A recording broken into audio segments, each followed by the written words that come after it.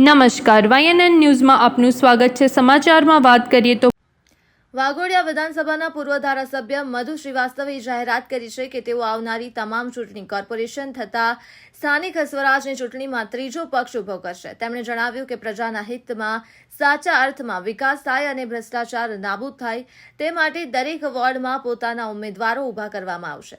વડોદરાના નવા કલેક્ટર કચેરી ખાતે પોતાના કામ અર્થે પહોંચેલા મધુભાઈ શ્રીવાસ્તવને મીડિયા દ્વારા પૂછવામાં આવ્યું હતું કે શું તેઓ આગામી તમામ યોજાનારી ચૂંટણીમાં પોતાના ઉમેદવારો ઊભા કરી સ્પર્ધા કરશે।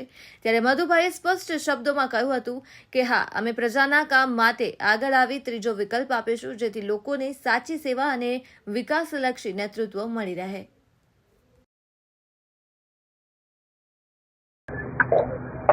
આગામી કોર્પોરેશનનું ઇલેક્શન, તાલુકાનું ઇલેક્શન, જિલ્લા પંચાયતના ઇલેક્શનના અંદર બધી જાતિના લોકોને લડાઈશું। અમે કોઈ જાતિ બાકી નહીં રાખીશું, બધી જાતિના લોકોને લઈશું અને સર્વે જાતિને લઈને સર્વેનો વિકાસ થાય, સર્વેનું સારું કામ થાય અને કામના માટે જે કરપ્શન થતું હોય એને બી રોકવાના પ્રયાસ કરીશું।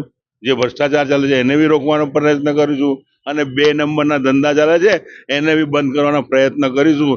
એવા સાચા માણસોને લાવીને ચૂંટણી લડાઈશું અને લડાઈને જીતીને સાચા કામ કરવાનો પ્રયત્ન કરીશું। ત્રીજા પક્ષના અંદર અમારી 3-4 પાર્ટીઓ સાથે ચર્ચા ચાલી રહી છે। 3-4 પાર્ટીની અંદર કોઈ બી એક નિશાન આવવાનો છે।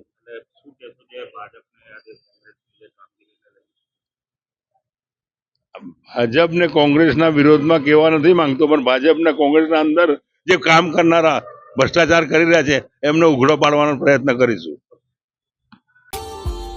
Subscribe now and press the bell icon. Never miss an update.